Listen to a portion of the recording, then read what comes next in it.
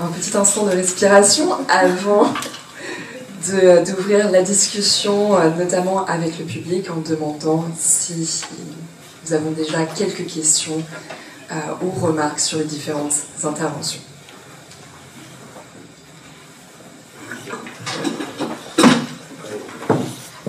Pardon, je ne tiens qu'à pas la parole, mais le texte de Eric Barwell était très éclairant. Je vous rappelle qu'il a écrit le meilleur livre sur le droit et la liberté académique, qui est un livre très comparatiste. Il connaît très bien non seulement le cas anglais, mais tous les cas européens et américains. Et là, je pense qu'il est intéressant pour nous, de façon comparative, c'est de voir qu'en Angleterre, on prend cette question au sérieux. Même s'il y a des excès, c'est-à-dire qu'il y a eu 2 lois qui ont déjà été adoptées pour essayer de protéger la liberté académique. Et en France, c'est le cas contraire. Quand on parle de la liberté académique, c'est au contraire pour la limiter. Donc il y a une différence énorme de considération de l'université. L'université en France est mal aimée, la dernière roue du carrosse, et ça se manifeste toujours. Et là, ça se manifeste aussi. Et il y a une deuxième remarque comparative qui est très importante, qui explique aussi pourquoi en France on est si peu sensible à la liberté académique, parce qu'on est très bien protégés, nous les enseignants, les universitaires, parce que nous sommes des fonctionnaires. Donc, nous sommes des fonctionnaires face à des usagers, des étudiants qui n'ont pratiquement aucun droit parce qu'ils ne payent rien.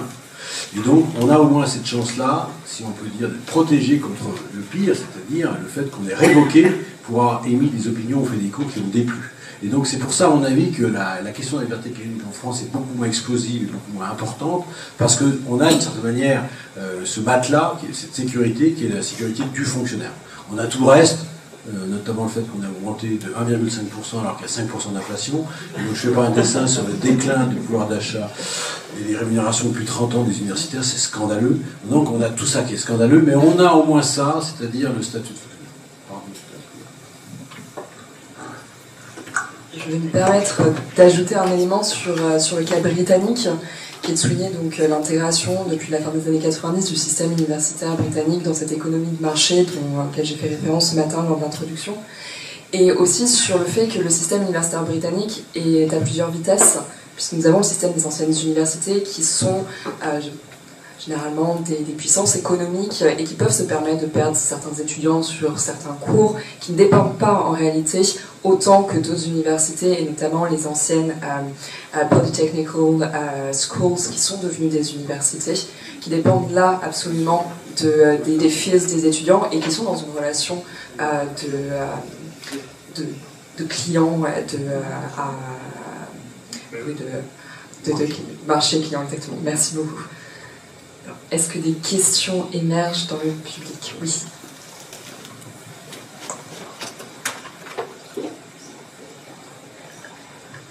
Merci. Je voudrais une demande de précision à Olivier Beau.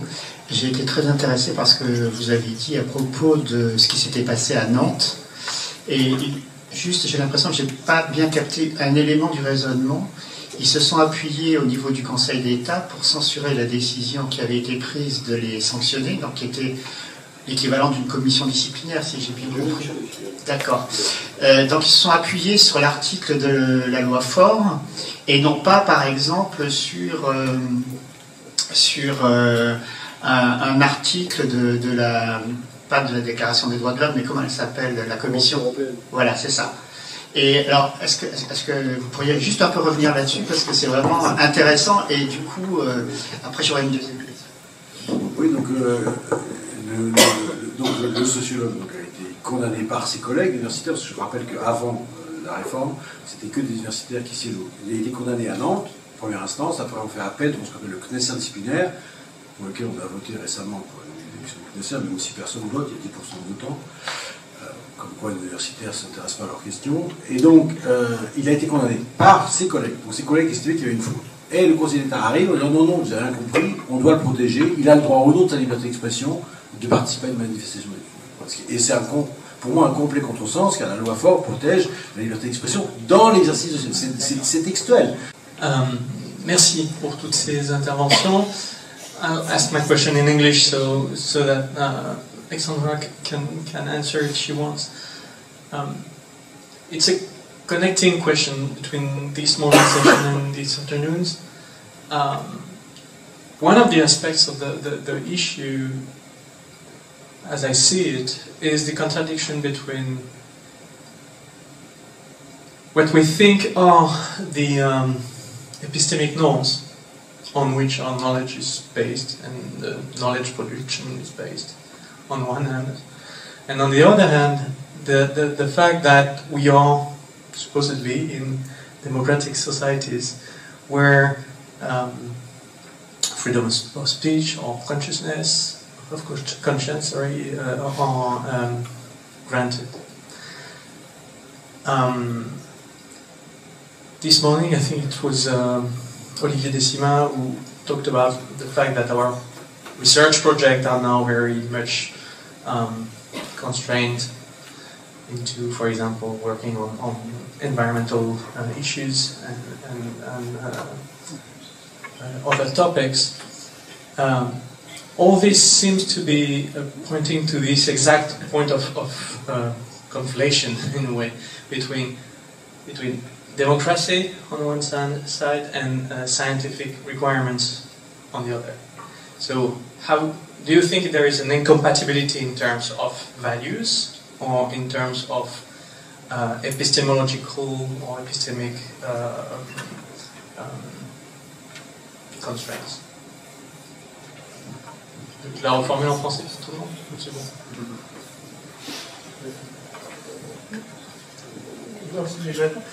Si j'étais décidé, non, avec plaisir. Enfin, moi je crois pas qu'il y ait de contradiction, c'est mon opinion personnelle, j'ai ce que d'autres répondent.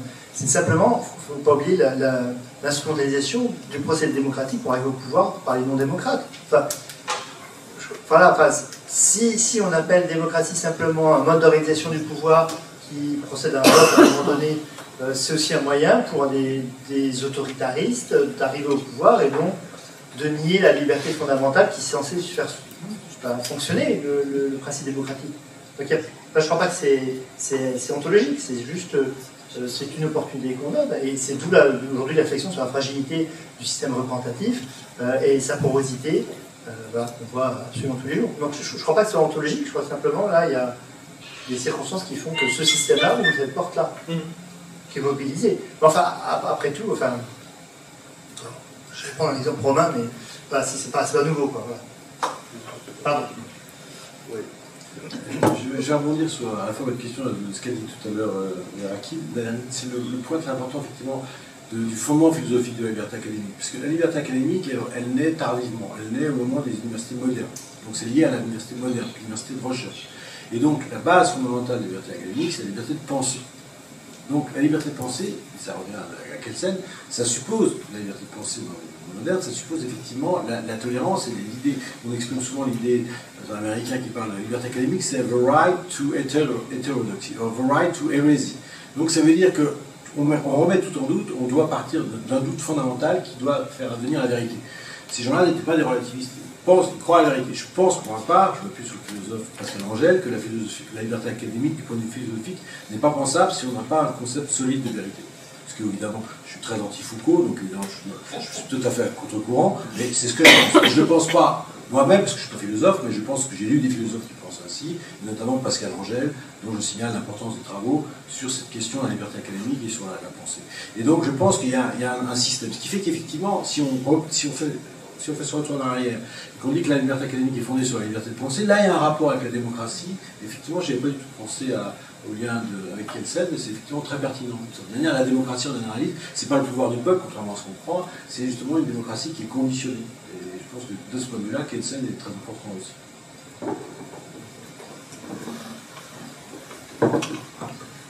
Well, I can just say really quickly that the question, I think in the Polish context, the problem is exactly that the government is trying to define all these concepts for us.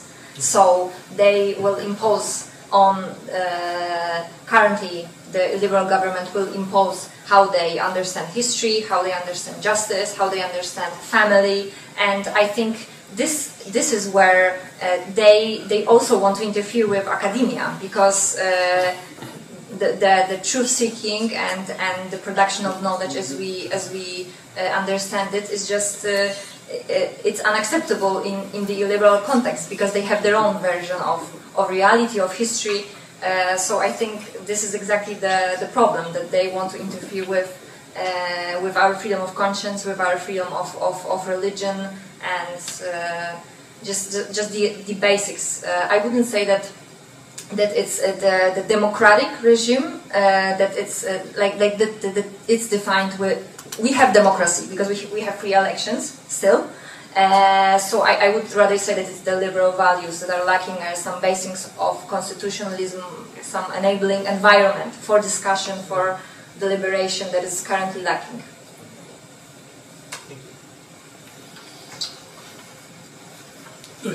Question un peu transversale parce qu'on a entendu, on n'a pas vraiment entendu le mot cancel culture, mais je pense qu'il était. Alors, Olivier Beau en parle dans son livre, on n'en a pas parlé aujourd'hui, mais c'est parti dans son livre.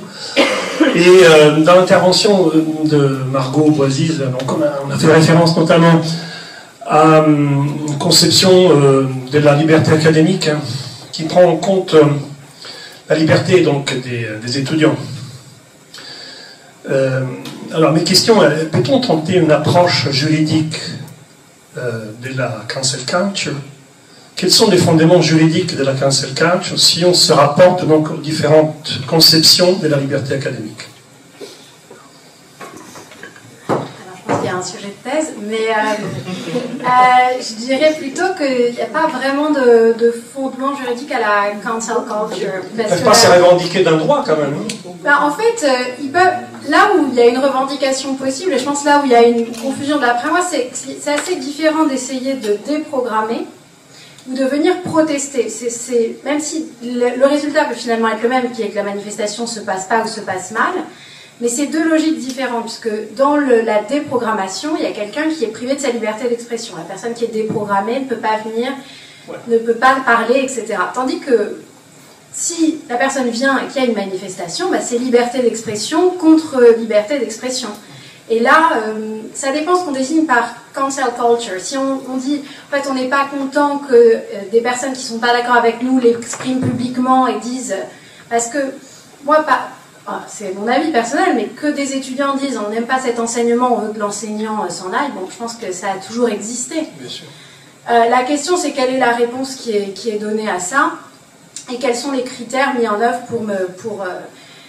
pour décider d'une sanction, et quelles sont les procédures suivies pour mettre en place cette sanction.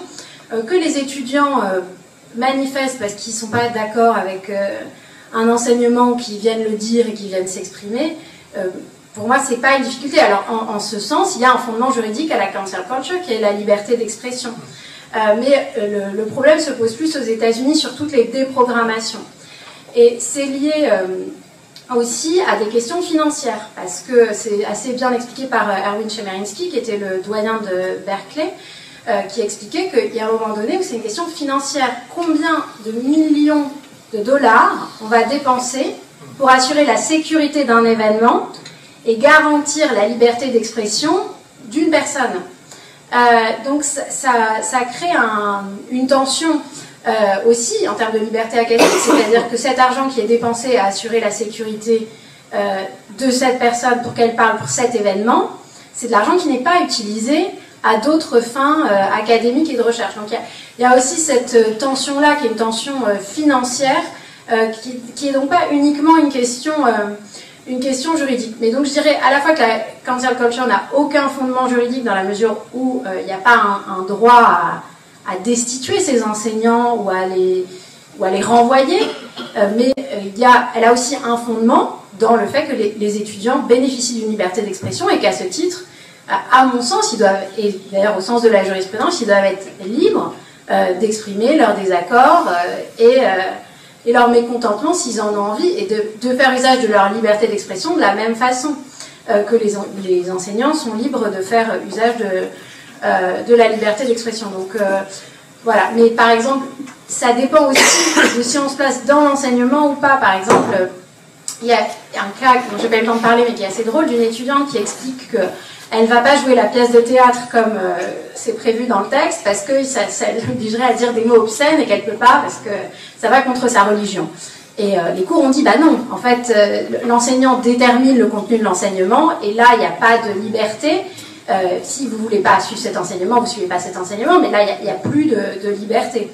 Il faut suivre l'enseignement, et c'est l'enseignant qui doit déterminer si c'est nécessaire à l'enseignement d'apprendre le texte de cette façon, etc. Donc voilà, je dirais qu'il y a pour certains aspects un fondement, pour d'autres pas du tout.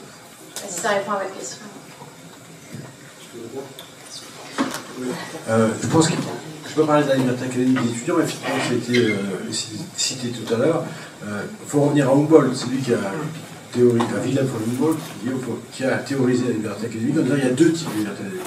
Il y a celle des professeurs et il y a celle des étudiants. Moi, je me suis intéressé surtout à celle des professeurs, parce que je suis professeur et que j'ai vu le problème arriver en France, qui est la menace de l'institution. Moi, si j'ai fait ce livre sur la liberté académique, c'est pour défendre la liberté académique des professeurs contre l'institution, contre le management, contre nos présidents d'université, qui ne protègent pas la liberté.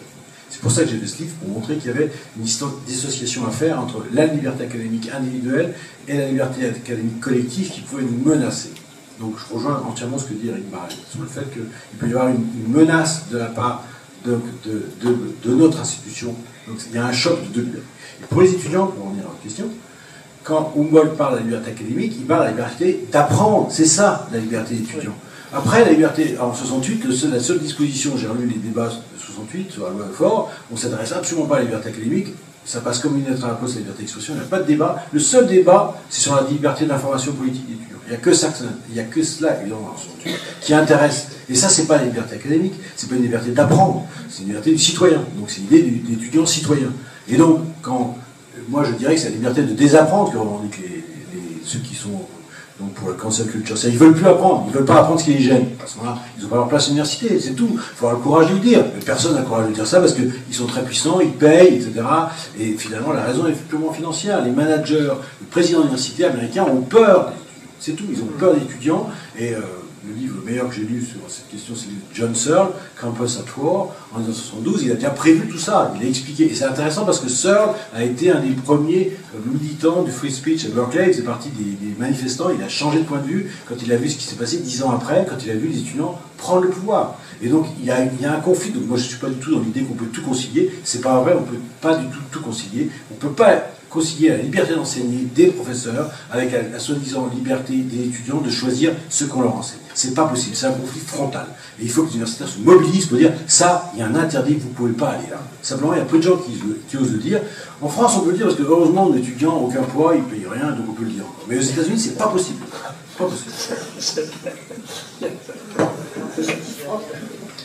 Oui, non, je suis content qu'Olivier Lebeau ait rappelé effectivement cette dimension de protection des missions des enseignants-chercheurs vis-à-vis de l'institution, parce que là je reviens juste de Floride, l'activité de Ron DeSantis en tant que gouverneur d'État sur le monde universitaire, le monde éducatif, en termes justement de choix, en fait, la seule référence c'est le droit de la censure en fait, au fond. Dans certains systèmes légaux, parce que ça revient à exactement ça, on censure des pans entiers du système éducatif pour des raisons ou d'autres. La grande différence entre ce qui se passe quand c'est l'institution qui le fait ou quand c'est l'usager potentiel comme étudiant, c'est que les moyens d'action sont différents. C'est-à-dire que d'un côté, on va le faire par des décisions qui, en tout cas, prennent le vernis de la légalité, et de l'autre, on va le faire dans le cadre d'une expression plus ou moins libre et plus ou moins contraignante à l'égard des autres. La manifestation, le sit-in, le banderole, etc. Mais ça implique quand même une certaine dissymétrie en termes de pression. C'est-à-dire qu'en fait, la pression que vous contestez de la part des usagers sur les professeurs, elle n'est réellement possible qu'à condition qu'elle soit médiée par l'institution. C'est-à-dire qu'au fond, on boycotte par exemple un événement ou qu'on en perturbe le déroulement, ne me semble pas relever de la cancel culture au sens fort du terme. Cancel culture, je pense qu'il ne faut l'entendre qu'au sens d'une pression institutionnelle sur le monde universitaire pour empêcher finalement, dans un sens ou dans l'autre, d'évoquer, de faire de la recherche ou d'enseigner certains points. Moi, je pense qu'aux États-Unis, c'est pas une relation à deux termes, c'est une relation à trois termes. Il y a les étudiants, enfin il y en a même 4, il y a les étudiants, les enseignants, l'institution et l'État.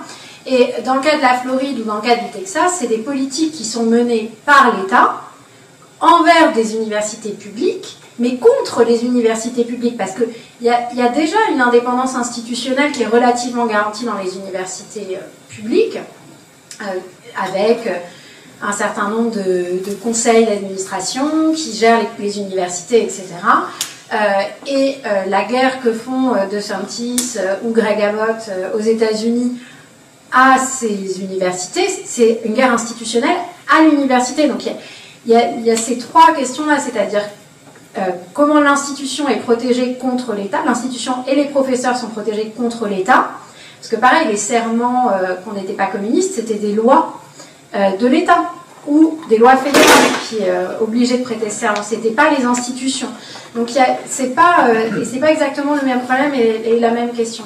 Et sur la cancel culture, évidemment, ça ne peut être de la cancel culture, comme vous dites au sensoir, que si c'est relayé par l'institution qui décide d'engager des poursuites disciplinaires. Et là, dans mes recherches, j'ai pas trouvé tellement d'enseignants qui avaient été forcés à démissionner par l'extrême gauche. C'est-à-dire que les choses sont annulées, ils sont un peu en difficulté, etc. Mais généralement, ils perdent pas leur poste. C'est pas une sanction qui est vraiment mise en œuvre. Là où les politiques d'extrême droite qui sont menées conduisent quand même à ce que des cours soient supprimés et des enseignants perdent... voilà. Il y a quand même si les attaques viennent entre guillemets des deux côtés, les conséquences juridiques pour les enseignants qui perdent un emploi sont quand même à deux vitesses. L'extrême gauche, les enseignants d'extrême gauche sont beaucoup plus touchés malgré tout ou de gauche d'ailleurs, que les enseignants ayant des positions qui sont d'ailleurs pas forcément d'extrême droite non plus, hein, des positions qui déplaisent à l'extrême gauche. Les attaques, la puissance des attaques est quand même peut être impressionnante des deux côtés, mais les conséquences juridiques sont quand même pas un peu à deux vitesses. J'aurais tendance à dire pour les États-Unis. Oui, vous êtes. C'est très important parce que en France, on a un prisme qui est que beaucoup de conservateurs attaquent tout ce qui est idéologie woke et cancel culture, à mon avis à juste titre. Mais simplement, ils oublient l'autre face. C'est-à-dire que les attaques les plus dangereuses, c'était menées par Trump.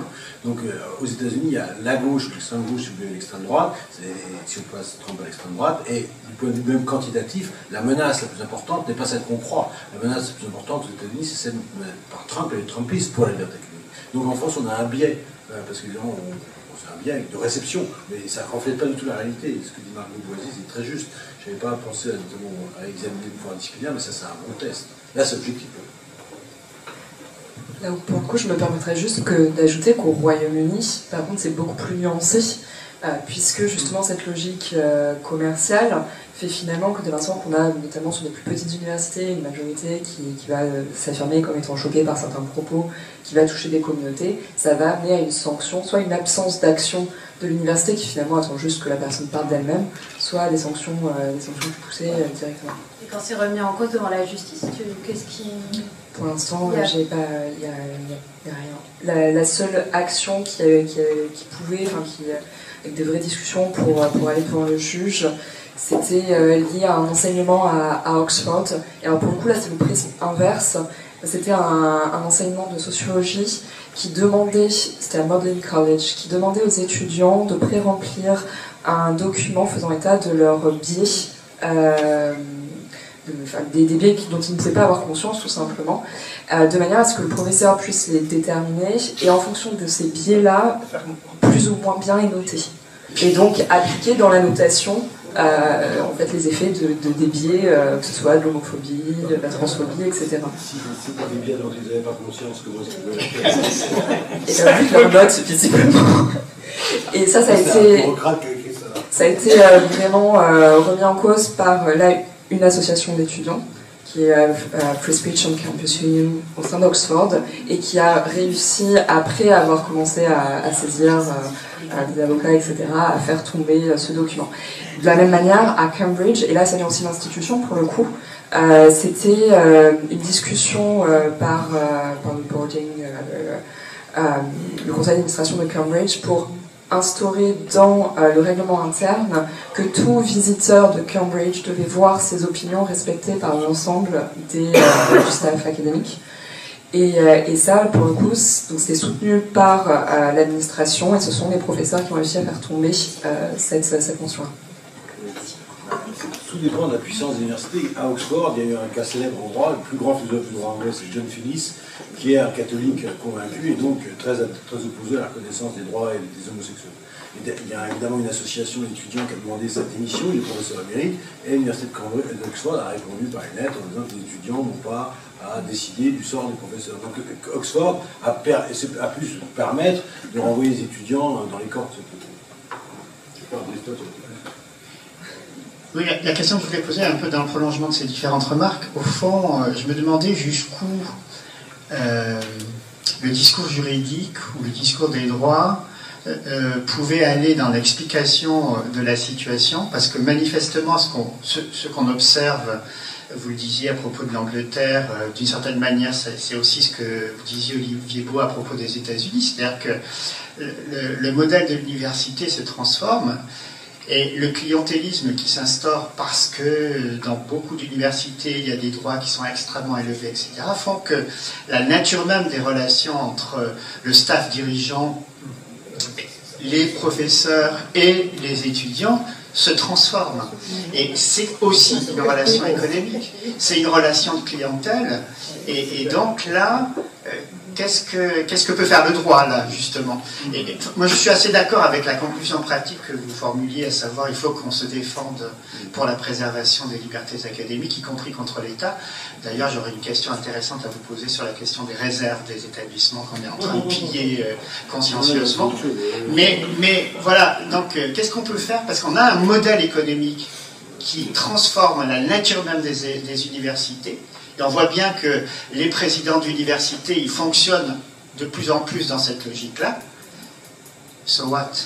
Je vais vous décevoir parce que je pense qu'effectivement le droit ne peut pas grand-chose dans ces affaires. Enfin, peut pas grand-chose en tout cas en France. Si on peut distinguer la France des autres cas, ce que j'ai essayé, le petit topo que j'ai fait introductif, c'était de vous montrer à quel point en France, enfin le droit français, j'ai parlé du droit européen qui est d'application, qui est plus protecteur, mais le droit ne peut pas grand-chose. Ce qui est important, c'est quand même tout ce qui concerne des relations sociales, l'usage, la force, les coutumes, ça me paraît très important. C'est-à-dire, tant qu'il y a une université digne de ce nom, qu'il y a une corporation universitaire qui sait ce qu'elle vaut et qui se défend, la liberté académique peut être protégée. Mais en France, par exemple, je vous signale un cas, je ne sais pas si vous avez pensé, mais un cas très intéressant, qui mériterait une discussion au point de vue de la liberté académique, c'est le catéchisme écologique que la ministre s'est flattée sur France Culture de vouloir nous inculquer. Maintenant, les étudiants vont être obligés de faire 2 heures de formation écologique en première et deuxième année. Là, il y a une vraie question de la liberté pédagogique, de la liberté académique. Au nom de quoi l'État français se croit obligé d'imposer aux universités et aux universitaires un enseignement de ce type? Et là, personne n'a soulevé cette question. Absolument, on l'a soulevé dans l'association QSF, dans l'indifférence générale, mais c'est une vraie question. De mon point de vue, il est tout à fait illégitime. Je ne sais pas si c'est illégal. L'État français se permet tout. L'autonomie, c'est une blague. C'est l'article dans la loi. Là, les universités françaises sont autonomes. Pédagogiquement, on croit rire. Financièrement, on rit encore plus fort. Bon, donc, mais simplement, on voit ici qu'il y a des questions concrètes qui ne sont jamais posées. On a un cas très différent par rapport aux autres pays. En Angleterre, il n'y aurait jamais l'idée de faire ça. Et nous, en France, on est totalement... Notre vrai ennemi, le principal ennemi de la liberté académique en France, c'est l'État qui nous paye, effectivement, et les universités qui nous commandent. Voilà. Et c'est ça, et malheureusement, je constate simplement que les gens ne sont pas du tout sensibles à cette question. Notamment, et là, c'est une vraie question sur la liberté pédagogique, la liberté d'enseignement. C'est remis, pour moi, c'est une attaque frontale contre cette question. Et le seul précédent, c'est dans l'Union soviétique, on imposait l'étude du marxisme. Ça, oui, mais c'était l'Union soviétique. Et donc voilà, et je suis surpris du fait que personne ne soulève cette question, mais c'est ça qui me manque, je pense. Je pense qu'il ne faut pas, la question marchande, en fait, en France, c'est les secondaires. Nous, les pauvres, on a des problèmes de pauvres. Je vais juste peut-être ajouter aussi qu'il y a une question de culture universitaire, de place de l'université dans la société, parce que pour le coup, que ce soit au Royaume-Uni, la place d'Oxbridge est énorme, et même le poids des campus américains, y compris dans les débats politiques, toute l'opposition entre Berkeley et Stanford, ça se pèse, et nous on n'a pas finalement cette culture-là. Je pense que si on sortait là dans la rue, même au regard d'étudiants, en demandant quelle est l'institution la plus importante au niveau de l'éducation supérieure, on n'obtiendrait pas un nom d'université. Je pense que peut-être le droit, je dirais pas qu'il peut rien, je pense en France peut-être on ne le voit pas, mais le fait d'avoir un droit qui pour les universitaires est statutaire, et une fois qu'on a un poste, on ne va pas se faire renvoyer, ça joue quand même un rôle assez fondamental. Et aux États-Unis d'ailleurs, au Texas et en Floride, ce qu'ils sont en train de démanteler, c'est le tenure, c'est-à-dire la possibilité, c'est pas fonctionnaire, mais d'avoir un poste à vie. Et il n'y a aucune protection juridique, c'est-à-dire qu'une fois qu'ils ont changé la loi, il n'y a pas de protection constitutionnelle de tout ça. Malgré tout, c'est un outil assez simple mais assez puissant du droit que de dire, en fait, quelles que soient les opinions qu'on professe, une fois qu'on est titulaire, et c'est pas forcément facile de devenir titulaire, et il y a une contractualisation croissante, mais une fois qu'on est titulaire, on peut dire à peu près ce qu'on veut, on est sûr qu'on ne va pas perdre son poste, et qu'on n'est pas à la course du prochain contrat qu'on aura, et donc de faire attention à ce qu'on écrit, ce qu'on publie, ce qu'on dit, dans l'espoir d'avoir le prochain contrat. Alors que c'est quand même la logique aux États-Unis, et même dans d'autres pays européens, où on n'a pas de poste avant 45 ans, et donc on passe une très longue partie de sa carrière à faire attention à ce qu'on dit et à ce qu'on écrit. Et je pense que c'est quand même une entrave à la liberté académique qu'on n'a pas. Donc nous, on n'a pas d'argent, mais on est quand même assez libre. Oui, vous avez raison, parce que là, on a parlé tout à l'heure de l'association professionnelle pour la liberté académique. Elle naît en 1915, elle naît seulement à cause d'un fait divers. Vous avez un professeur à Stanford qui se fait licencier parce qu'il a osé exposer devant ses étudiants les doctrines socialistes dans un cours d'économie. Madame Stanford, veuve Stanford, qui n'était pas du tout socialiste, le fait licencier par son board, et à ce moment-là, les grands professeurs de Stanford, notamment Lovejoy, le grand philosophe Lovejoy, quittent, parce que ça c'est un américain, ils décident en protestation de quitter l'université de Stanford qui ne respecte pas la liberté académique, et ils lancent un mouvement très américain d'association de professeurs. Et l'association, le but, si vous voulez, la première déclaration de 1915, son but c'est d'avoir la tenure. C'est-à-dire justement ce que vous dites, c'est d'avoir une garantie d'emploi, c'est un contrat, dans le système américain, c'est un contrat, et on associe à ce contrat une garantie d'emploi, la tenure, qui permet justement aux professeurs d'avoir leur indépendance. Et nous, on a effectivement le statut de fonctionnaire qui est l'équivalent de la tenure, en mieux c'est Peut-être juste pour ajouter une autre perspective comparée qui vient cette fois d'Australie, pour dire que le juge, quand il est sensibilisé à ces questions, peut quand même totalement agir en protection des libertés académiques. C'est le cas dans un arrêt Riggs v. James Cook University de 2020, où en fait cet arrêt arrive après un très long report, qui est le French Report, qui a été commandé à un juge de la High Court of Australia, donc la Cour suprême australienne, sur la liberté académique, où il a pris le temps d'une étude comparée et de donner une définition à la liberté académique, distinguant la liberté académique de la simple liberté d'expression qui est disponible pour tous. Et le juge dans Riggs v. James Cook University, suite à ce rapport d'un autre juge, décide de se baser sur ce travail-là pour protéger M. Riggs contre son université qui souhaitait le licencier pour des propos qui niaient le réchauffement climatique. Et alors qu'on était dans une relation purement contractuelle et relevant du droit du travail, et non pas du civil service ou d'un statut quelconque.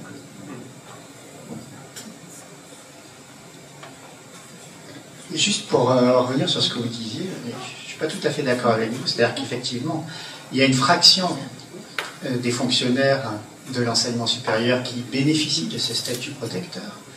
Mais quand on regarde un peu et qu'on fait des comparaisons générationnelles sur la manière dont les nouveaux entrants dans ce système arrivent et de quelle manière où la période de précarité est de plus en plus longue, où les statuts qui sont proposés sont des statuts absolument pas définitifs, on voit bien que la répartition entre ceux qui ont un statut protecteur et ceux qui ne l'ont pas commence à s'inverser. Donc d'ailleurs, je crois que c'est un historien du droit, je crois que c'est L. Perrin, je pense que voilà, qui avait fait un très bel article un peu historique, qui analysait les modifications dans le code de l'éducation, dans le code de la recherche, etc., et qui montrait que progressivement le sens et la pertinence de ces transformations allaient du statut vers le contrat. Et on voit bien comment l'ANR, toutes ces agences contractualise et systématise la logique du contrat. Et donc, oui, avec la chaire de professeur junior et tout ça. Enfin, il y a toute une logique de contractualisation qui est à l'œuvre à l'université, c'est indéniable.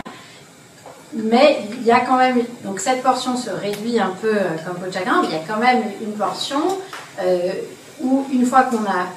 Et après, ça dépend des disciplines, mais en droit, on peut quand même être titulaire avant d'avoir 50 ans. C'est pas forcément le cas en histoire, en philosophie, en sociologie. Mais voilà. Donc c'est assez variable en fonction des disciplines, c'est vrai, et ces périodes de précarité s'étendent. Mais il existe quand même ce statut, alors que vraiment ce qui est en train de se passer aux États-Unis, en Floride ou au Texas, c'est un démantèlement total. C'est-à-dire, c'est pas seulement qu'il y a c'est de plus en plus difficile d'y accéder et il y en a de moins en moins. Et les proportions s'inversent, c'est qu'il n'y en a plus du tout. Il n'y a plus, de statutaires. Enfin, c'est ça qu'ils sont en train de mettre en place. Donc c'est quand même encore une étape supplémentaire. C'est de dire tout le monde est sur un siège électable. Si vous ne convenez pas en termes de politique, si vous ne convenez pas en termes de ligne qui a été définie par l'État, c'est quand même un régime illibéral, hein, c'est-à-dire de dire l'État va fixer une ligne, et si vous ne correspondez pas à la ligne, vous pouvez sauter et vous êtes renvoyé. Donc je pense que même s'il y a un problème avec la contractualisation en France, on n'a pas atteint ce stade-là. Une des conséquences de ça, pour la Floride, c'est quand même la fuite. La fuite des anciens professeurs qui bénéficiaient d'une ténure, qui, voyant qu'ils ne peuvent plus en avoir, s'en vont. Et ça commence à se voir, c'est-à-dire que ça commence à se voir du point de vue des recrutements d'étudiants. Or, une université américaine, privée ou publique, peu importe, qui ne recrute pas, c'est une université qui meurt parce qu'elle n'a plus de moyens. Oui, mais la solution, c'est encore le marché. C'est le marché qui va...